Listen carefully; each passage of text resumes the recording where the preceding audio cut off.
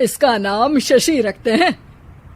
क्या समधी जी, शशि लड़कियों का नाम है, क्लास के बच्चे इसे चिढ़ाएंगे ना। हाँ, शशि की जगह कोई चची, शुशी या शुशु बोलेगा तो? हाँ, इसीलिए इसका नाम गणेश रखते हैं। अरे समधी जी, बच्चे की काया तो देखो, दुबला पतला है एकदम। गणेश जी तो मजबूत कद काठी के थे, अपना बच्चा तो सिंगल हड्डी है। ये नाम जमेगा नहीं इस पर। हाँ, भैया की बेटी का नाम थोड़ा मॉडर्न रखती हैं, जैसे रॉकी। रॉकी? रॉकी तो हमारे डॉग का नाम है। अगर ऐसा ही नाम रखना है तो शेरू रख लो। आप लोग कुछ भी बोल रहे हैं। अरे कुछ भी बोलना रॉकी बोलने से तो बेहतर ही है ना। किरण और रवि को पहला बच्चा हुआ था। दोनों के ही परिवार वाले उस बच्चे का नाम रखने के लिए पूरा जोर लगा रहे थे। 3 महीनों से ये लड़ाई चल रही थी, मगर कोई भी एक ढंग का नाम नहीं रख पाए थे। किरण और रवि इस बात से बहुत परेशान थे, लेकिन परिवार के लोगों के सामने कुछ बोलते भी नहीं थे। दामाद जी पे गया है बेटा, उनका नाम रवि है तो इसका नाम शनि रख देते हैं। शनि देव रवि, यानी सूर्य के ही तो बेटे थे ना। अरे समधन जी, आपने अकल चोर बाजार में बेच दी है क्या? शनि कैसा नाम है? ऐसे तो आप आगे आने वाले बच्चों के नाम साढ़े साती और दैया रख देंगे। हैं? अरे जबान संभाल कर बात कीजिए। और आप भी जबान संभाल कर नाम बताइए। शनि नाम रखोगी तो कोई भी इस पर तेल डालकर चला जाएगा। किरण के सब्र का बांध टूट रहा था। बच्चे पे पहला हक उसकी माँ का होना चाहिए, है कि नहीं? नाम मुझे रखना था, लेकिन सब लोग मिलकर नाम रखना चाहते हैं। ऐसा लग रहा है कि सब लोग लूडो खेल रहे हैं। कौन पहले नाम रखेगा बच्चे का? बात तो सही कह रही हो तुम, लेकिन तुमने क्या नाम सोचा है किरण? टाइगर। अरे यार किरण, माना कि तुमको टाइगर श्रॉफ पसंद है, पर बच्चे का नाम थोड़ी ना रख देंगे। ऐसे तो मुझे मोगेम्बो पसंद है, तो क्या बच्चे का नाम मोगेम्बो रख दूंगा?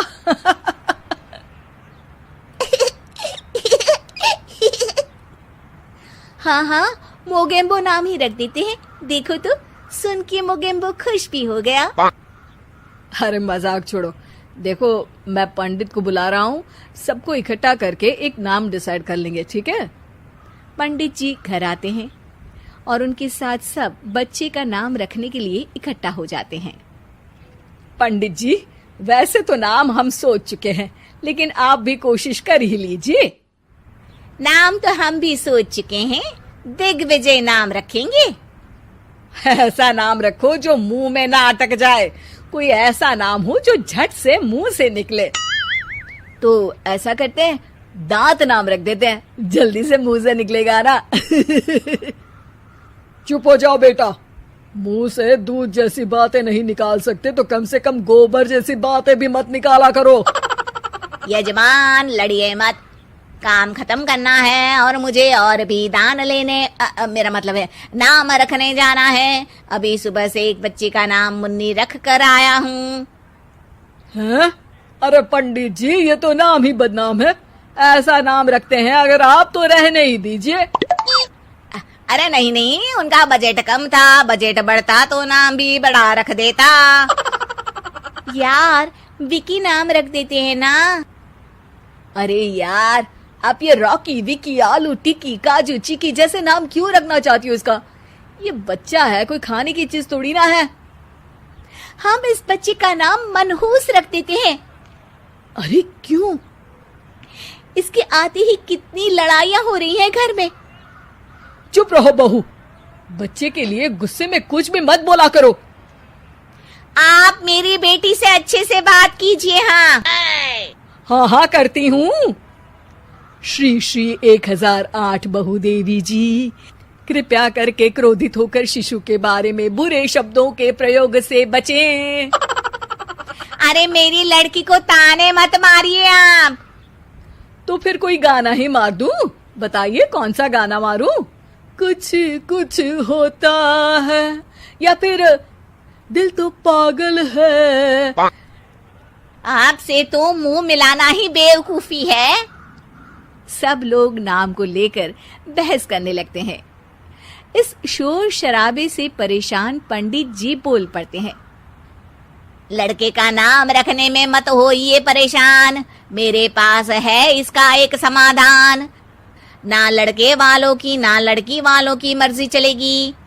नाम बच्चे का वही होगा जो पहला शब्द उसकी जुबान बोलेगी। सब पंडित जी के इस उपाय को मान लेते हैं और सब बच्चे के आसपास खड़े होकर बोलने का इंतजार करते हैं।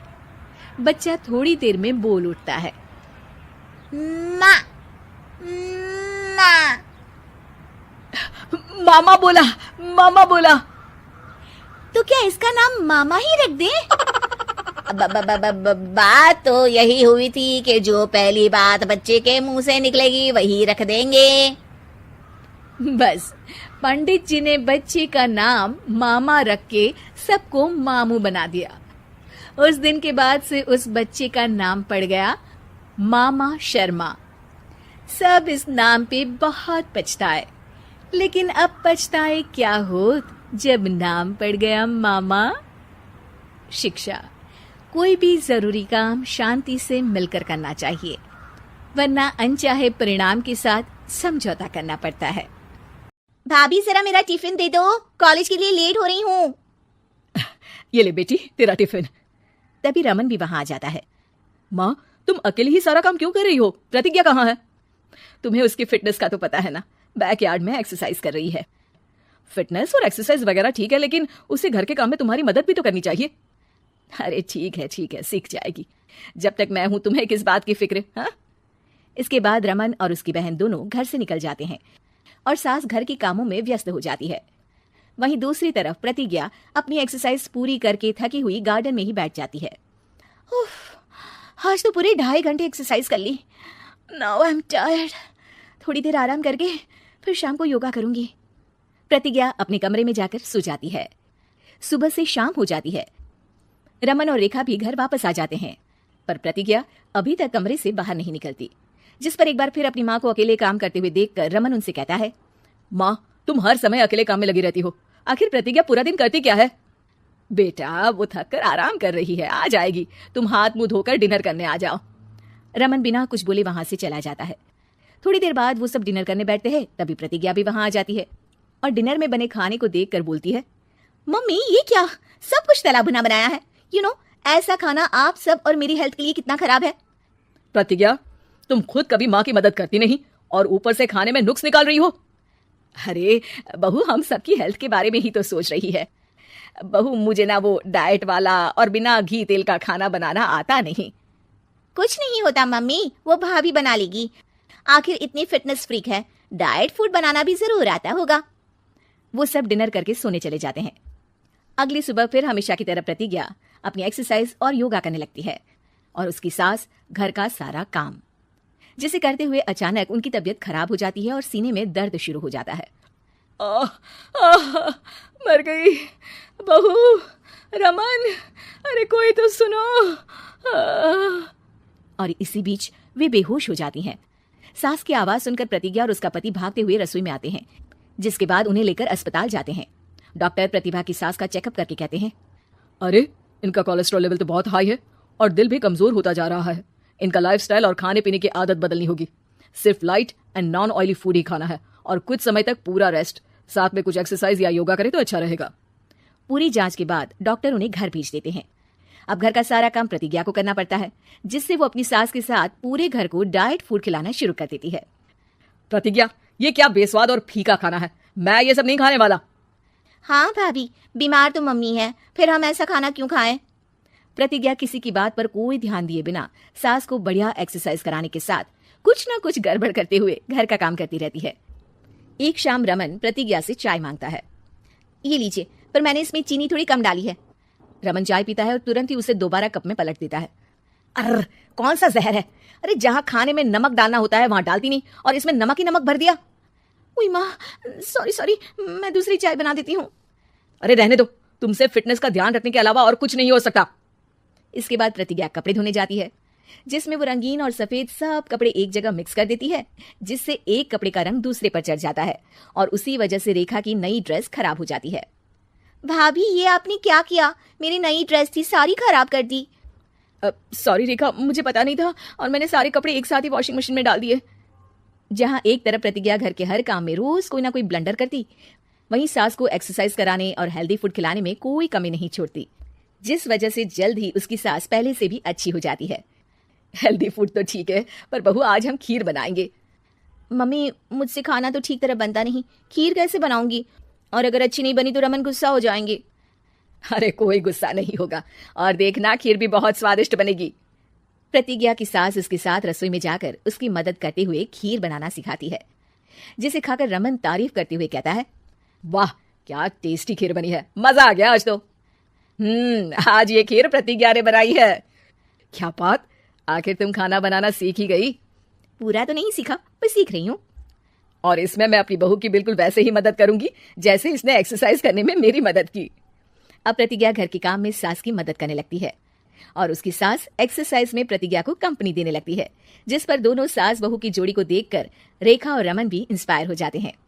आज के बाद हम भी आपके साथ एक्सरसाइज करेंगे। अब पूरा परिवार एक साथ एक्सरसाइज करके डाइट फूड खाने लगता है।